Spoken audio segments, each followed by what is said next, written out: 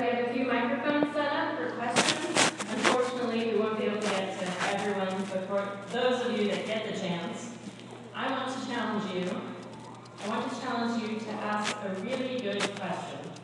Not yes or no. All right, so without further ado, you may recognize our guest from the Goonies. Or perhaps as the star of Rudy. Or perhaps you know as the voice of Raphael in the Teenage Mutant Ninja Turtles. Or Samwise Gamgee.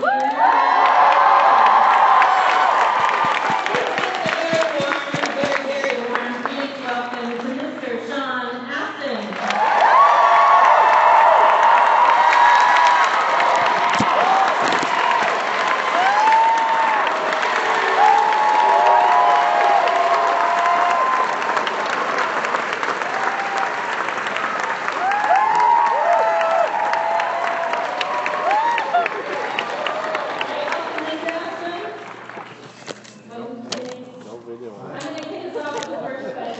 Okay.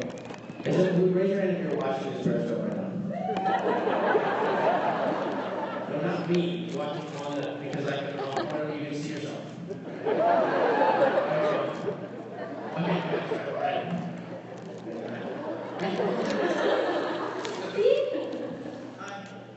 Okay, all right. Sorry. Once we get everything arranged in the aisles here, we will turn it over to our lovely audience. So I'm sure there's going to be many people asking you about your acting and your film career. So I wanted to ask about your charity work. I know that you do quite a bit of charity work, especially here in Phoenix as well. So I was hoping you could tell us about that and how we can get involved. All right. Well, thank you for asking that question. Yes, I was just here someone's got to go up, all right, everybody? Sketch. This is good. Everybody around the world is watching us right now. All 81 of them. There were earlier. Apparently they weren't as interested in us now. But, 92, it's getting bigger. Do the trouble shuffle. No, I don't want to. Questions. I got all these periscope questions right now. So, what do I do? I think I shouldn't turn it off yet. Hold on.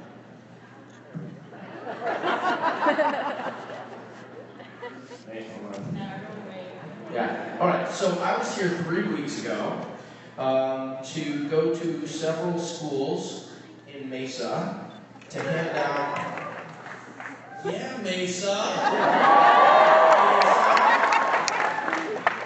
Someone was like, Glendale's better. So I just started a little thing. Okay, so then we were actually giving out some checks that they had earned doing our 5K run.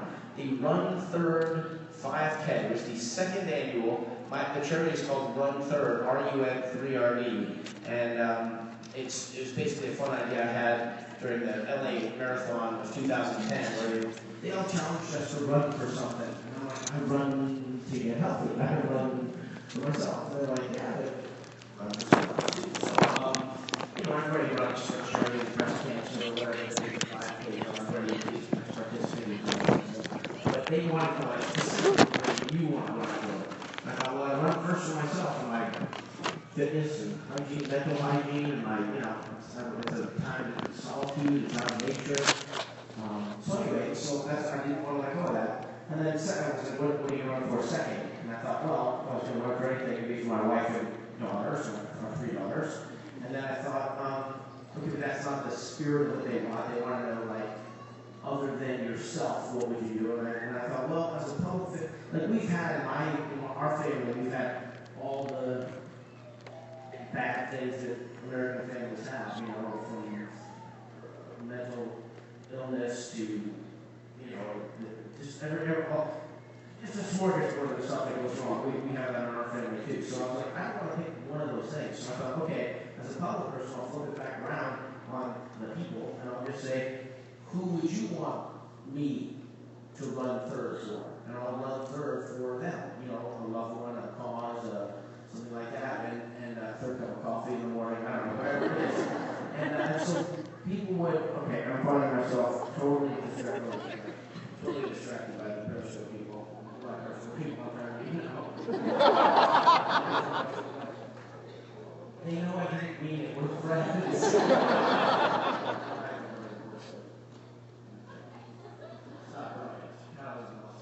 Okay, so anyhow, so it became kind of a thing. It was a really, really cool thing where people would just, my brother came home from Afghanistan, run there for my brother, or my grandmother just had an operation, run there for my grandmother. And it was a Twitter hashtag RUN3RD, run third.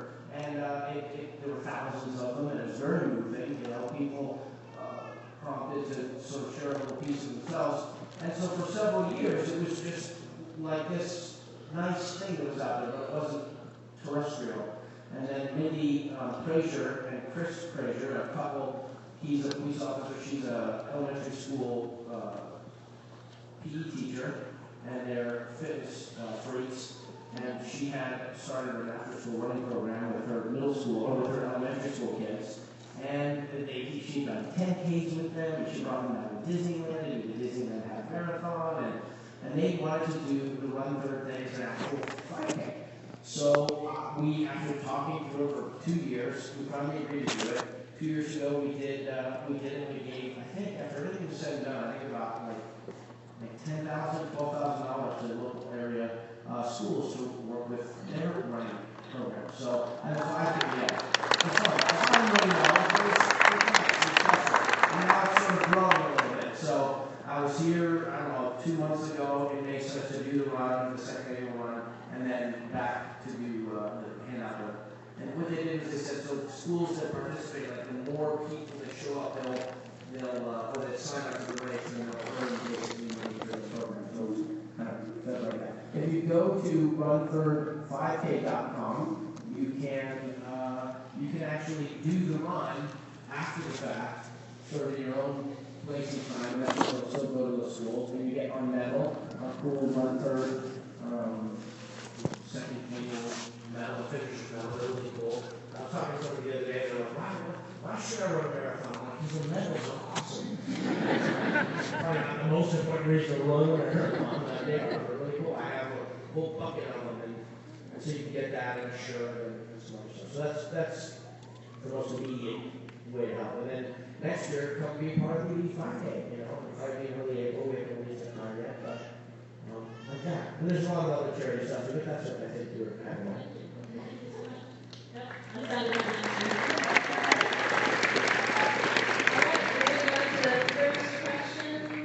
Over here on the left, I believe. Hi. Hi. Hi. You're very pretty.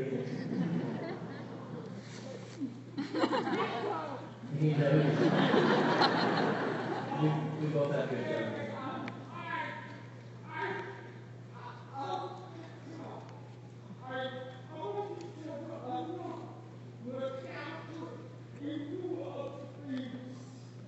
Thank you. She was my character one great so much. Thank you very much.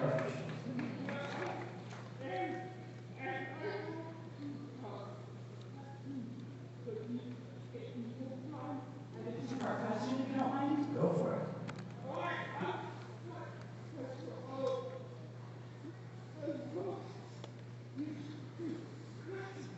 First of all, the most important question. I'm married.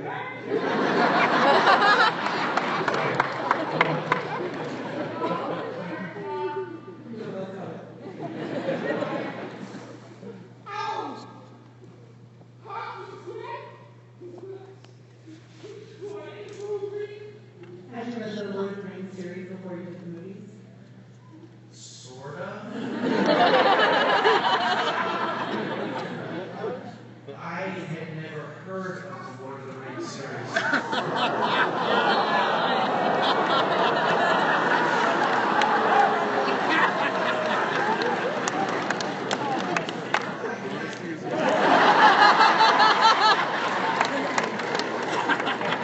Actually, my agent said, "Are you?" She was, Lord of the Rings, The Hobbit, the Hobbit. And I said, "Oh, right, I know what it is." I actually thought she meant the Phantom Tollbooth. 3 times while we were making movies, as well as listening to applying my respect for the source material or my ability to either way, thank you. But I also listened to a bunch of the audiobooks too, the one where Ian Holm played Bilbo. I made the great mistake of watching the backsheet version of Lord of the Rings, which I was like, I'm not playing Hobbit like Bilbo. Okay, sorry. Thanks for getting me in trouble with your first question. Let's see if we can go with that.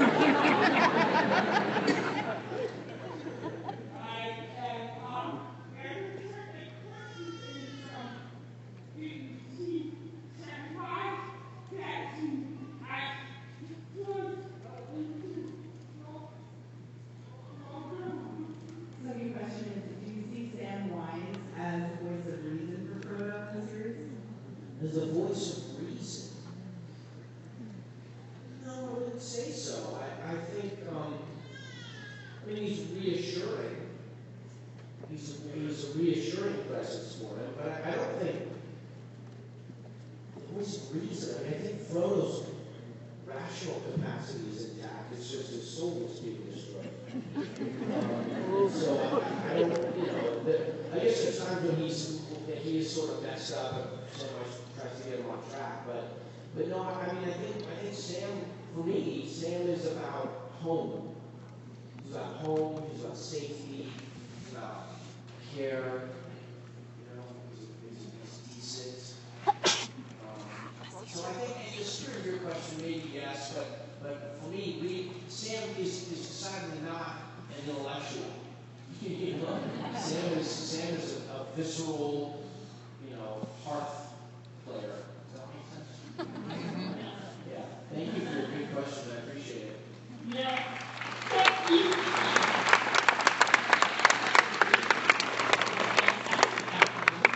All right, Shirley, go for it.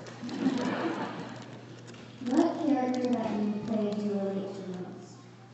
What character that I play? Like Doug in 50 First Dates? Yeah.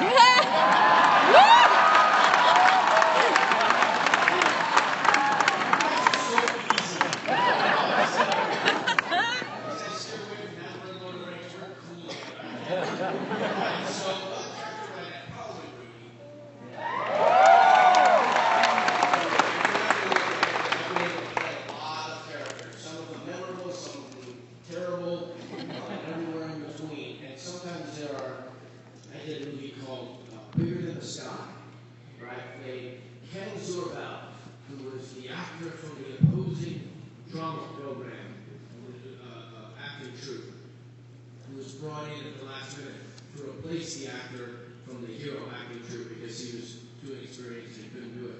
And Ken Zorbell is pompous, just arrogant, self-important, quintessential actor. I think I have some relationship to that. but Rudy, I think when it came time to get that part in that movie, they hired me because they were hiring a person who was that, had that spirit, who had that intensity and self-determination and, obvious limitations that anybody can see just by looking at me. But anyhow, Mikey too, I haven't invited an adventure guy.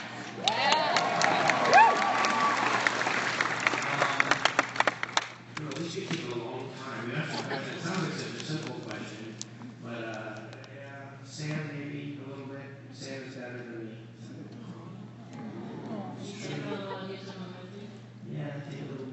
Try to take a little bit of each. I play some bad characters too. I just did an episode of a television show which showed me, well, I think I can say it, they put it out there, the librarians.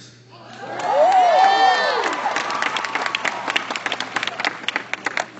like that guy, I hope. Hey, what's your name? Jenna. Jenna, how old are you? 9. 9-year-old Jenna. Ladies and gentlemen, quick hand.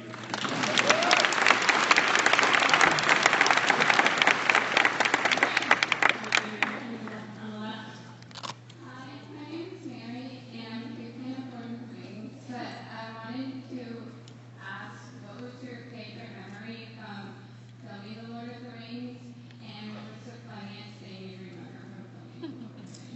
favorite memory from Lord of the Rings and funniest memory from Lord of the Rings. Well, I went down there with my wife and daughter. My daughter Allie was 2 when I got the part. August of '99, we went down there, and she just came home from college. She just finished her first year of college. It was a simpler time back then.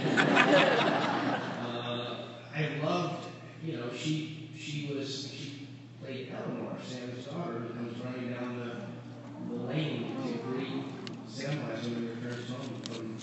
It's also in the books. Anyhow, yeah, she got to play with her little Eleanor dress and her ears and her hair and all that. That was pretty special. There were a million special moments down there. The helicopters were really fun. Many days we went to work in a helicopter. We're sitting in a bus, having someone put on feet. Blue is cold and sticky and tired because it's like 4 in the morning. You just hear thinking,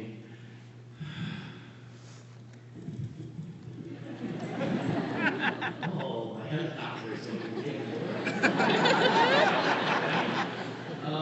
and the funniest, there are so many funny moments. Usually, I'm the butt of the funniness. Funny moments.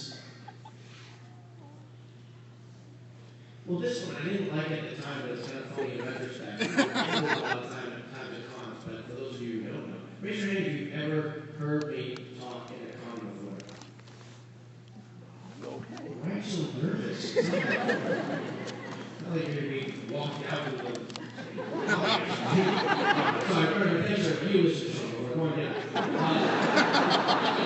So it's more than I would have thought, but still quite a few of you guys. So anyhow, there's a scene where Frodo and Sam have arrived at the Black Gates, and they're trying to work their way to the border, but it's not like they have GPS. So at a certain point, the gates open, and the army comes marching out, and we are trying to hide using our cloaks, which I guess in that scene they were like Harry Potter cloaks for a minute. I didn't understand if that was supposed to be a thing.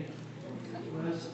But then Gollum, aka Andy Serkis, reaches over and grabs us and pulls us behind the rock to keep us, safely away from the army. Well, he grabbed my hood, which was connected to my hair. And my hair was connected to my head via rubber bands and bobby pins. All of us, even the sexy guys, were wearing wigs. And he yanked it out, and I was so embarrassed. I guess I was just embarrassed. I was like mad. I wasn't really mad. I was embarrassed. Anyhow, that was hilarious.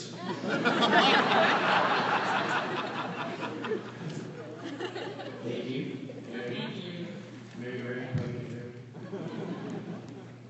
Hello. I was just wondering if you kind of like you don't get the same experience watching things that you're in, like Lord of the Rings. Do you feel like it kind of destroyed the illusion of it for you, and you didn't get to really fully experience it because you were in it and you know the people in it, but you didn't really get into the story and into the movie? Yeah, I understand that question. Sometimes, but sometimes you really can. But sometimes, usually when they put the music in, you get some wonderful composer like Howard Shore for Lord of the Rings, with Jerry Goldsmith, with Rudy, with Dave Grusin, with Goonies. Really great composers come and they watch the film and they decide where they're going to have music points. Let's say the director will say, yes, right there when they start to go across the Shire, the smell of music, and they put together themes, and it's like the flowers and all the greenery around the house. You can build a house, and it doesn't quite come together until all of a sudden it's got grass and flowers and trees and stuff. So when they put that on there, all of a sudden, a lot of times you really want to be taken into the movie. And it's your job on the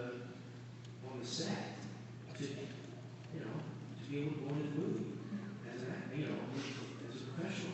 We all are doing that. The cameraman is doing that. The prop guy is doing that. Everybody's enjoying creating the experience.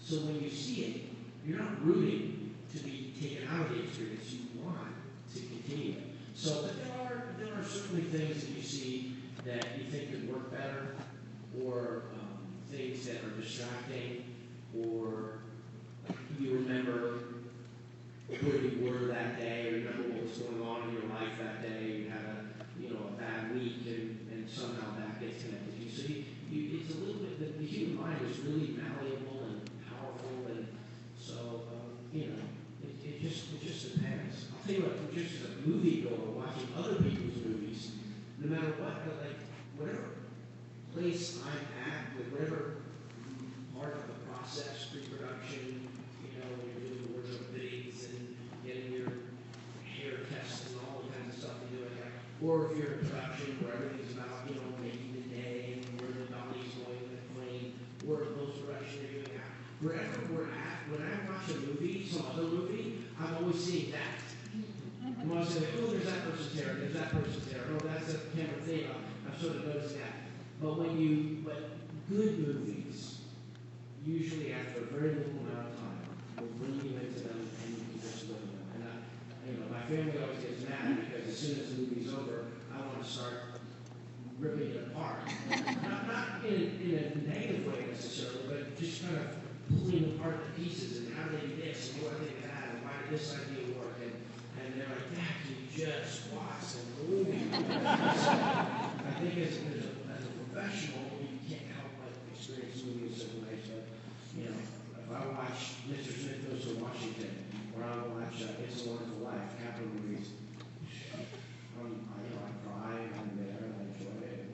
Sometimes you can actually do both. You can both be aware of something and totally in it at the same time. That's kind of a trick. Anyhow, good question. Good question. Thank you.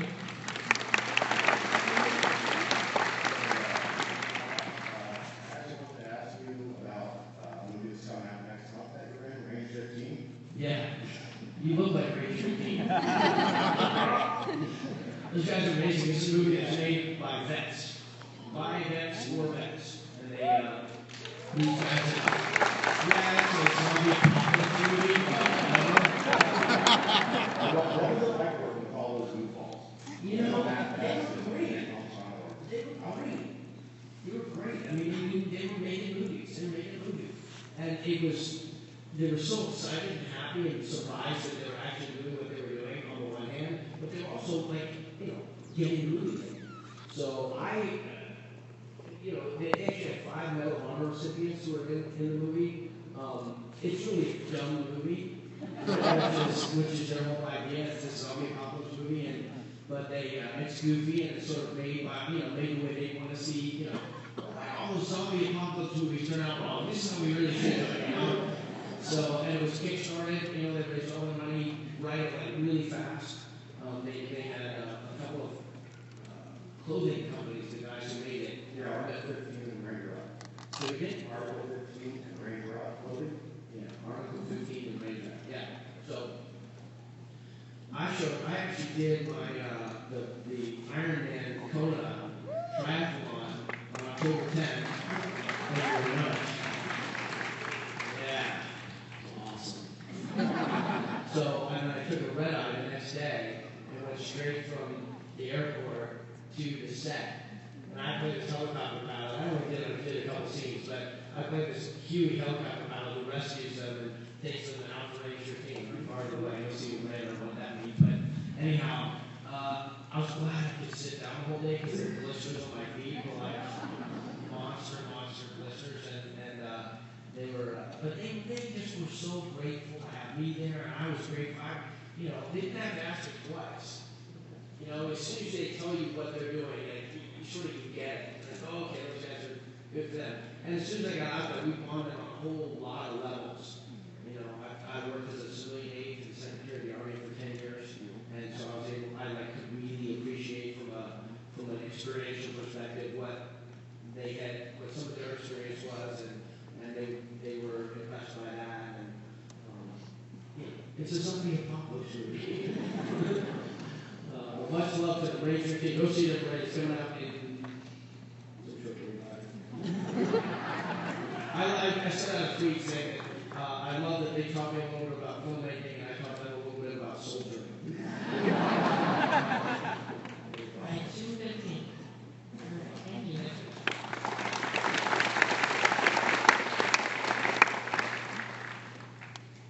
So when John Rice Davies was here, I asked him who he thought won the battle between him and Legolas.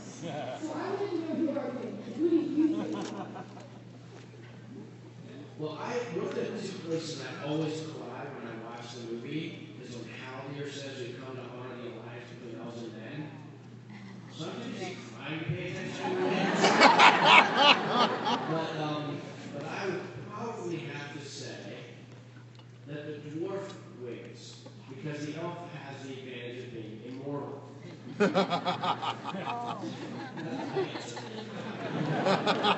get you a box, he says. I gotta go with the shorter of the two.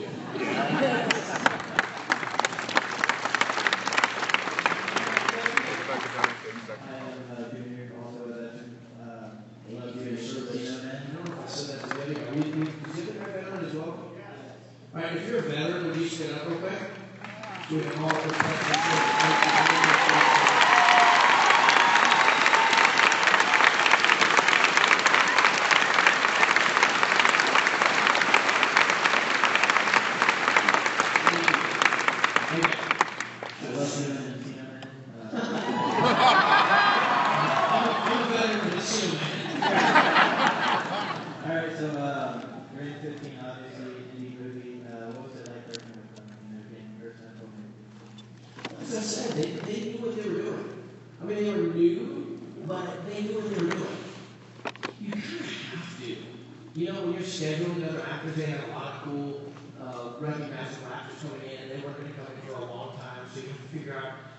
I would say logistics and planning is everything at that level because they already have a good cinematographer, they knew the story, they had a good sense of humor, they were willing to adapt to what was happening in front of them.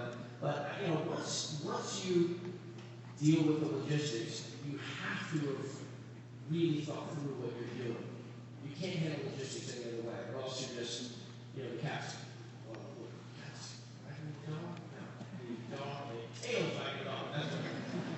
So they were game day players, and I expect them to do many, many more movies to come. In fact, that's what I quoted them to.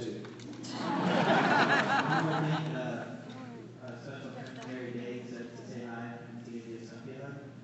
Nice. No, I do. We'll get to that. Thank you. Hey. I'm wondering if you ever got emotionally invested in the meerkats or meerkat maker. Yeah, I think I did. I think I learned to identify. I don't know if that was so much about them or me. I'm an actor, so it was kind of classically narcissistic. So when I see a meerkat, I'm like, oh, I was in the cat. That's as much about meerkats. But no, I actually went to a meerkat sanctuary out near Palm Springs and got to sit in one of their habitat. And, you have their jeans, blood, and all this stuff. They run all day.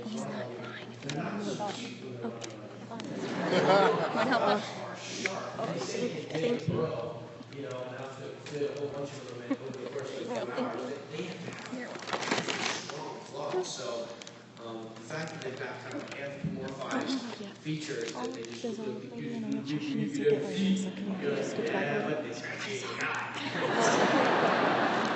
But yeah, I mean, I didn't, like Flower, when Flower dies.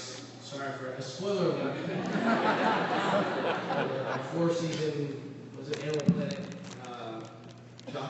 something about the meerkats. But anyhow, that little creature really did die. Whether or not that was the creature that was actually Flower or not, I can't say. They said it was, so I'm not going to argue with them. But there was a crane shot that went slowly up from her poor, lifeless body. Must have taken time to get that crane in there. You know what I mean? So I had a healthy degree of negativity about it, but no, it's amazing. I like Carlos. Carlos was the roving male. God, it was the roving male. Goes from the Nazarite over to the, and it's like, and then he ends up hooking up with one of the, from the other, and then they kick him out because he doesn't belong with them, and then he comes back, and they're like, no, you too far, you can't come with us. So like, Carlos is on his own, and it's cold out there, so I think Kalahari Desert. And I feel bad for Carlos, like, I understand it, I understand Carlos.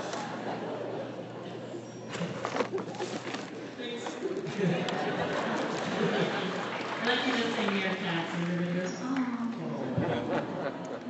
All right. They're tough, man. They take all these puff adders and they beat these big snakes. They're no joke.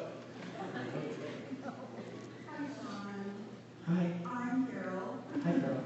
And I just wanted to tell you, I was a big fan of your mom's. How do you do? I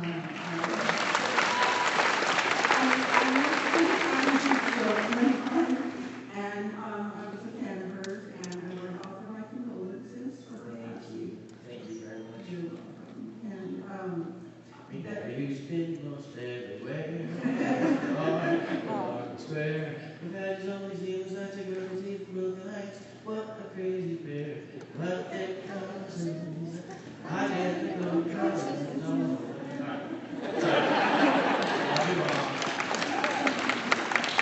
Okay, the question that I have for you is, from all the movies you've done, and the casts and the sets that you've been on which one have you had the most fun?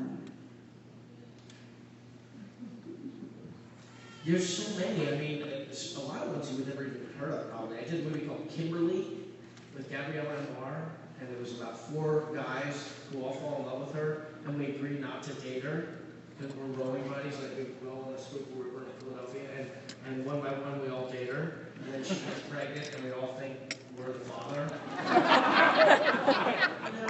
had such a blast. We went to so many restaurants, and we just loved it. We loved our time. We were on the river. We were making this movie that was kind of goofy, but we all liked each other. It's like you can't. I just did another little movie called The Lears, and Anthony Michael Hall and who else? There was a whole. We just loved it. We were doing this little house in Malibu, and it was like 12, 15 pages of dialogue every day. And we, it was Bruce Dern, so I was trying to think of Bruce Dern is in it, and there's a whole bunch of actors in it. Nick Bishop is in it, and so we're so focused every day because we had, like I said, 12 to 15 pages of dialogue, which is more like a soap opera than a movie, but we wanted to get it right, and so we would run the dialogue, and we drill it and drill it and drill it, and then this, and the next thing you know, we're 2 of us going off, and we're filming a scene, and then 7 of us are together, and now all 11 of us, and at the end of every day, we were all so tired, and then you get back up, and 10 hours later, you're back again, and you're doing it again. It was only a 2-week shoot, but by the end of it, we felt like we known each other forever. It was hard work. It wasn't like easy, fun work, but it was really satisfying. Memphis Belle was similar with all the boys went over to do a respectful golf clap. I appreciate that. Went over to England on July 3rd, which is me, but 10 American guys in England on 4th of July, but then they let us go up in these B-17 bombers, and we got to interact with the veterans of those B-17s while we were filming, and there's just so many. The obvious ones, the big ones that a lot that you guys already all thought for a couple times. Goonies and Rudy, Lord of the Rings. How do we define fun? I did like the one where I played that actor was in Portland, Oregon, in 2004. Man, we had a blast doing that. Remember the one John Corbett has the scene where he looks at the young actor guy and he goes, "Okay, we're going to play an exercise where I tap you on the shoulder and it's a trust exercise and you fall back." And he goes, "Okay." He taps on the shoulder and the guy goes, "Bam!" On the ground. Yeah, that's a stupid game. Don't play that anymore. It's like, there's 8 million experiences like that. So I love doing Color of Magic. I played Tooth Flower and Terry Pratchett. There's so much fun on Lord of the Rings, but it was so hard at the same time. I don't know. Goonies, obviously, water slides. If you were I got to kiss the girl, that would be fun. So I'll keep thinking about that, though. Okay, thank you.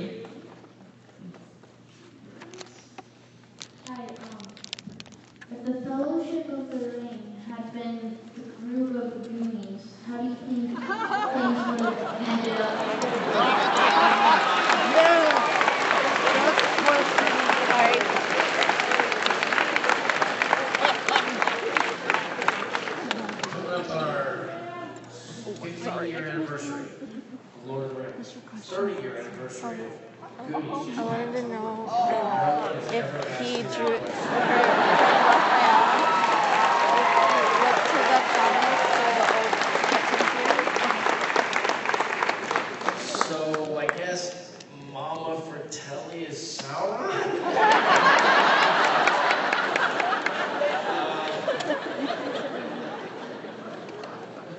You'd have to say Chunk is Sam. Mikey is certainly Aragorn mixed with Legolas or something. No, I would think Josh or Brand is Legolas or something. I don't know. I mean, you guys could probably say, is Mouth gone?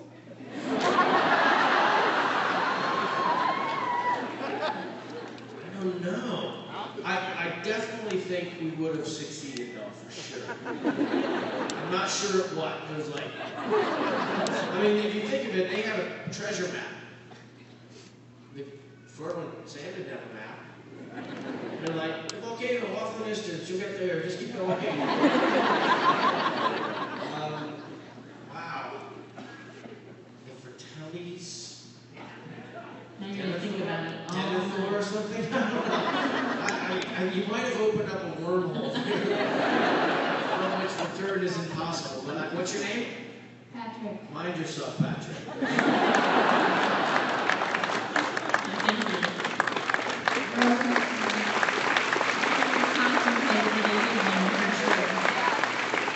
Alright, next question, please. Thank you. I have a two-part So the question. skull and bones is Sheila. I have a two-part question for you about Rudy. What was it like walking in his shoes? In Rudy's shoes? Tight.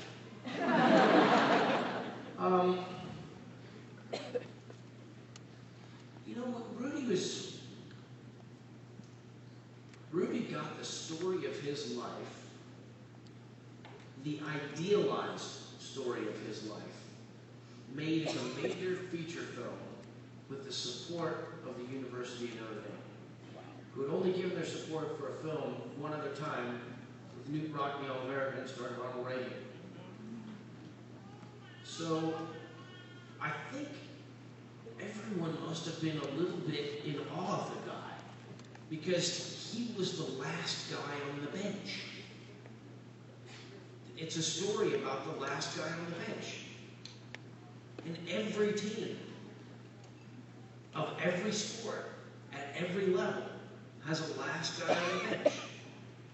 So in terms of the way you're thinking about it, I think walking in his shoes felt like walking in the shoes of every person who's ever been the last guy on the bench. He had a lot of, yeah, that's all right.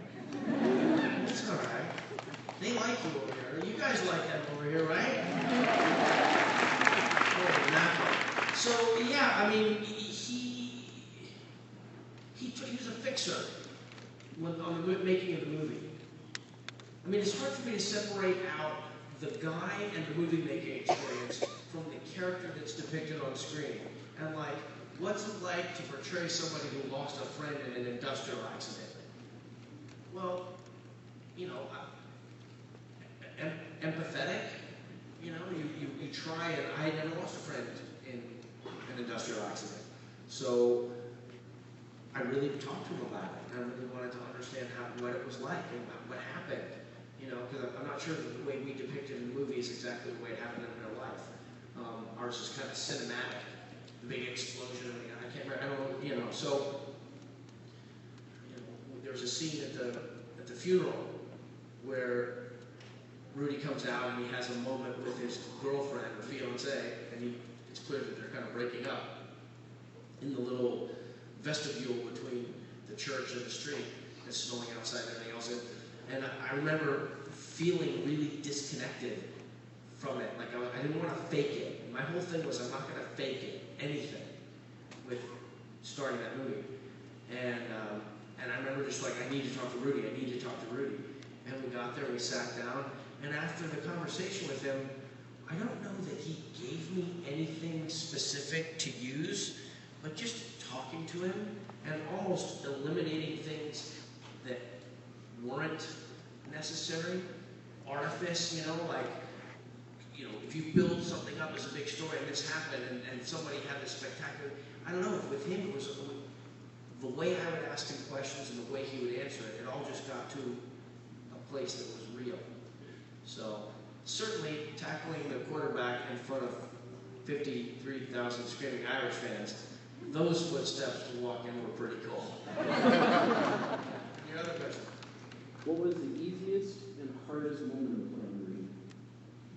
Easiest and hardest moment of playing Rudy?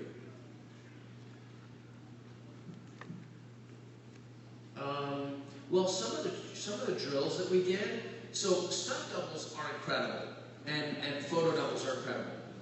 They did a thing when we were filming certain scenes, and it was raining out. They said, go take the football players and the B unit and go over to the field where it's all mud and film like mud bowl. Just get all this footage that you can of crashing into each other and that kind of stuff. And the guy who was my double there blew out his knee. He had to have surgery on his knee. So, but stunt doubles sometimes are trained to fall in a certain way or look a certain way. And we were filming some of the drills early on, where Rudy's first trying out for the team and beyond. The stunt guy didn't look right to me. He looked like a guy who was preparing to fall. And they basically had these 6'4" guys, 250 pounds, and you just crash into them as hard as you can, and they don't move, and you bounce off.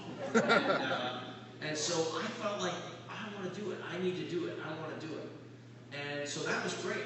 And I jumped in and I did it, and it obviously looked better because I was just throwing myself into it. But it hurt. So, and there was a couple of times, once we got a couple of weeks into it, where it was no longer a novelty and a worry about whether or not I should do it because people had gotten used to me doing it, and you kind of get comfortable. There were a couple of those drills where there are guys just running past you in full tilt, and you got to find a way to tackle them. And I just remember getting run into and thinking ow. So yeah, and then the easiest, I don't know. We had some fun scenes. John Favreau and I had some fun scenes with girls that were fun to shoot. Where I'm trying to set him up with a girl, and he's too, shy to do it. And there's a couple of those things that were really just silly and fun to do. Yeah. Thanks, man. Thank you. Right, So I was wondering, what are your first thoughts or impressions when you saw Andy Serkis in the motion capture scenes? I thought he looked silly. But he was so determined to deliver a full performance, despite the fact that the crew wasn't really ready to shoot it. Meaning, there were certain mocap is called, 16 years, motion capture, it's like the difference between, stick figures on a cave wall and, the Mona Lisa. It's just come so far. But then, he would have those suits on, and they would do the reference pass, as they would call it, meaning we're going to shoot a take with Andy in it, in the green suit with the hobbits, and then we'd shoot the regular pass. And he was so upset because he's delivering his performance in the reference pass. It felt belittling. But they just didn't have a vocabulary for it. So we would watch this guy just kill himself giving this great performance, and the vocabulary changed to accommodate him, and he stayed by and interacted with all the animators for a year afterwards, every little look and turn, and it was really an incredible performance. What he's done and what he's built for himself is truly impressive. So, but he did look quite silly. Yeah, thank you. Thank you. All right, next question over here on the left. I was wondering, when you played Raphael, did you look at the comics or the old cartoon series? Raphael, come on! Booyakasha! Be careful when you tell your little kids that they're meeting Raphael. If you explain it to them properly, it will be disappointing for them. And if you don't explain it to them properly, you'll lose a little credibility. I never really liked the movies when they first came out. I was too old for them, and I also just thought they just seemed goofy to me, and I didn't really know the comic books very well. When the cartoons were around, I guess I kind of sort of was like, okay, I get it. I get fun cartoons. I never really went into the story or into the characters until I was offered the part. And then I thought, here's a chance to be a part of this kind of massive franchise that I don't really like that much. So I went back to the comic books. And then you get it. And then you fall in love with these brothers who have to stick together to survive, and they're trying to save people. And going down into the lair is like going down into it's a place that's disgusting for other people, but it's home to them. And Master Splinter and their sense of discipline with what they do. And then I started to and then we started shooting. And Greg Sipes, who does the voice of Michelangelo, is just so funny. He's just so funny. And I think retroactively I enjoy Michelangelo through the decades because of experiencing Greg and his version of it. So, yeah. Right. Thank you. Thank you. Hello. All right, I got a question. If Sam had the ring, do you think it would be easier, like, on the road than Frodo to have it? Alright, so Sam does have the ring at one point. Do you remember when? Yes, yeah. It's been a while since I've seen one. So they're fighting Shelob. You are ruthless. Bro, I never even heard of it, so you're all good. Sheesh. People in Phoenix are nice unless it's 114 out. Then they get a little surly. How old are you? 13. They'll take him out of the back and beat him up. You see what I'm saying, people? So Frodo and Sam fight Shelob. Yeah. The big spider. Yeah. And Shelob stings Frodo, and he starts foaming at the mouth in a disgusting way, and then he gets wrapped up in the thing. So Sam takes it. In the Tower of Cirith Ungol. Did I get that right? Yeah. You all know so much more about it than I ever will. So anyhow, he gets up to the this tower where Shagrath and whatever the guy's name is, Bagrat or whatever, these orcs have dragged him up there. They've ripped his shirt off of him, and the ring had burned like a thing in his chest. And anyhow, so I go up there to rescue him, battling my way up the tower, and I kill one of the orcs when I get there with the blade of stinged, glowing blue. It's awesome. And then he looks at the ring around my neck. He's like, "Give it to me now." I'm like, "Bro, I just saved you." He's like, "Dude, give it to me now." So Sam takes it off, and we did like 110 trillion takes. Like, does Sam go, "Yeah, sure, here you go"? Or is Sam like, "I don't know, I want to keep it"? Or is Sam like, "Okay, but something seems to be a little weird about you"? Like, we really played with how hard is it for Sam to give up the ring. And I, of course, wanted to play it where there was never a doubt for him. And Fran and Philippa, who were the writers and producer, other than Peter, they really wanted the option to play it like Sam had been mesmerized by the ring and felt its power and wasn't sure what to do, and then kind of pushed through it and handed it back. So if you watch the version that's in the movie now, it's kind of both. You don't really know. As far as I'm concerned, I never doubted for a second.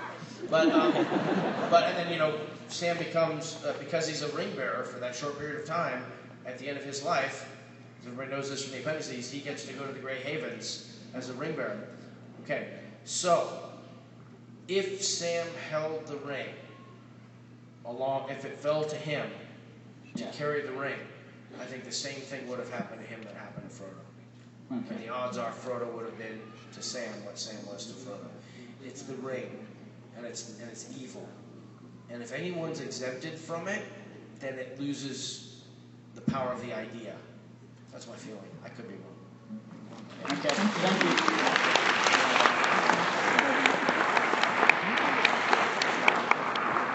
Over here. Hi. Hi. I have a two-part question as well. First part is, over the years, there's been rumor of Goonies 2. Is that ever going to happen?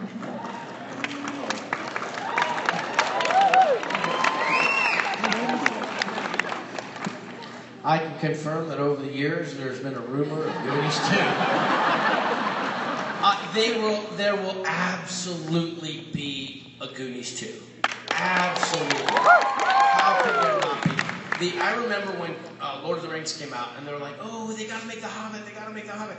And all of the people involved, Peter Jackson, first and foremost, and the studio and everyone else, no, it's not gonna be made.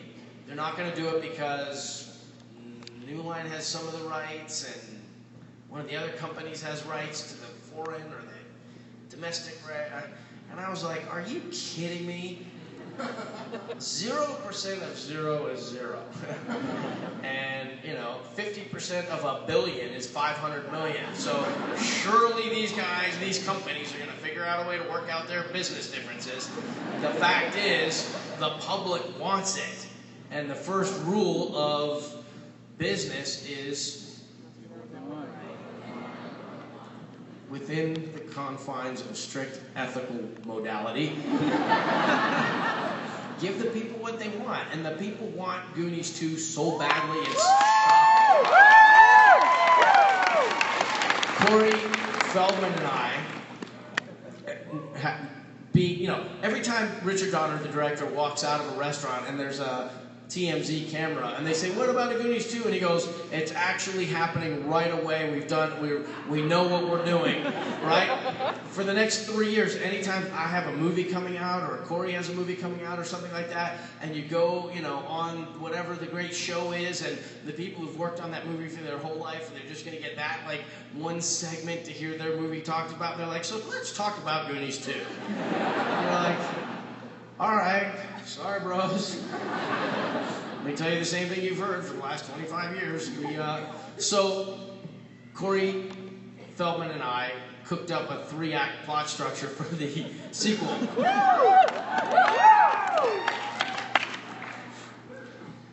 Just debating when it's going to be the right time to let slip a little bit of the details of that plot.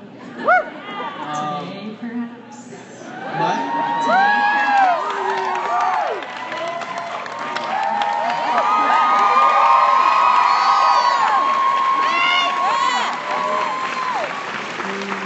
I'll say it this is more than I've ever said anywhere else. Corey, I hope I'm okay with this. You probably won't care. I have to say it in a mercurial way. I cannot say it directly and straightforward, so you're going to have to use the power of your own intuition and interpret what I'm saying.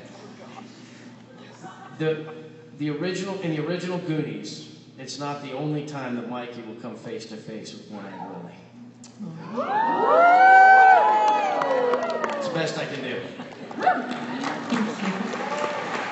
So my second half of the question is, obviously throughout your career you've gone on many epic adventures. As a child, when you played pretend, what kind of adventures did you go on? Oh, wow. We had such fun. We had so much fun. My dad actually had a Super 8 camera, and we would borrow his Super 8 camera and we would make little movies. This was before everybody had a movie studio in their back pocket. But we would, it cost money. It cost like $5 to get the cartridge, and it cost another $6 to get that developed. And so we had to work for the money. We had to, dance for our supper. I remember one thing we did. It was the first one. It was called The Crook. And we got a piece of flash paper and wrote The Crook on it and held it up, and then we lit it on fire. So, and it kind of filmed sort of in slow motion, and you see The Crook. And then I remember one of us, can't remember exactly what happened, but one of us was running in between our neighbor's house, like, escaping from something. And then I remember a scene where we come racing down on the bicycle. It must have been me on the bicycle. I was the stuntman. And we set up all the trash cans in front of the house. And I could do this thing where I could come down and then power slide into the trash can and fly over it. And from different angles, I got to tell you, good stunt. Good stunt. That was the kind of stuff we do. Awesome. Yeah. Thank you so much. Thank you. So we have 2 minutes left. We have one more question here. Can you do a speed round where everybody asks their question, one question only, ask it, I'll give like a one-word answer, or I'll hold it and then try and remember. Sometimes that way all these people who've been waiting get there. We could try. Okay, ready? Yeah. Go. What do you think is the most important lesson people can learn from Samwise? You want to go over here? Trustworthiness. Yes. Okay. What's your favorite character that you've played? Samwise. You gotta be ready to go, everybody. What's your favorite scene that you filmed during Lord of the Rings? Kissing Rosie Cotton.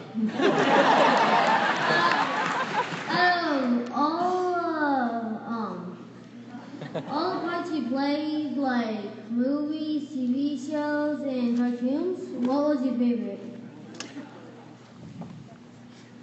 Puppetry. No, I don't know. Voiceover. No.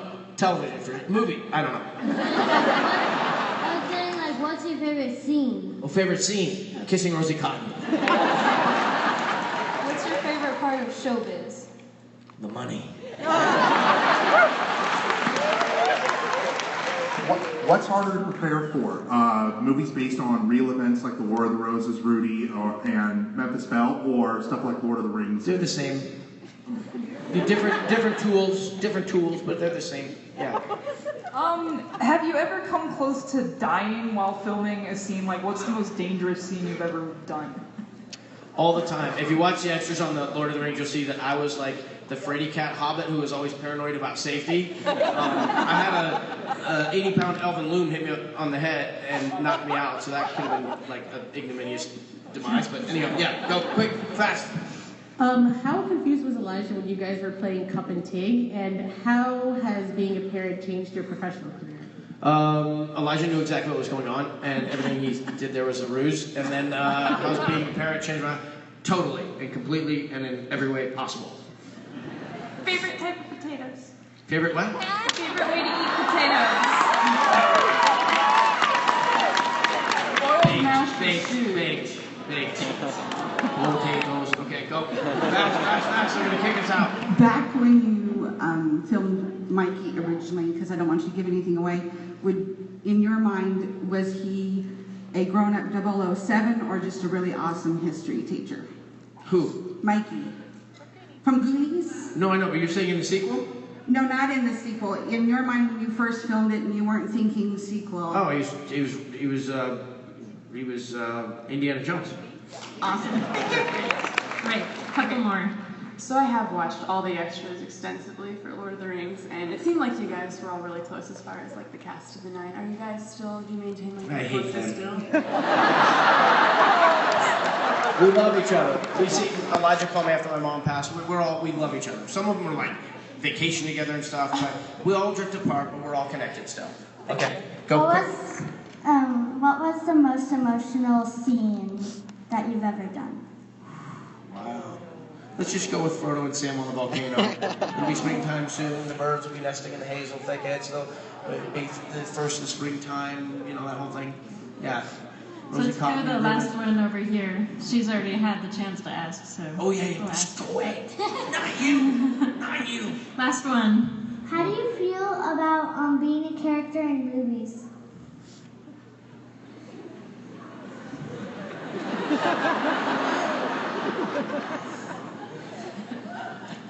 Good. Thanks, everybody.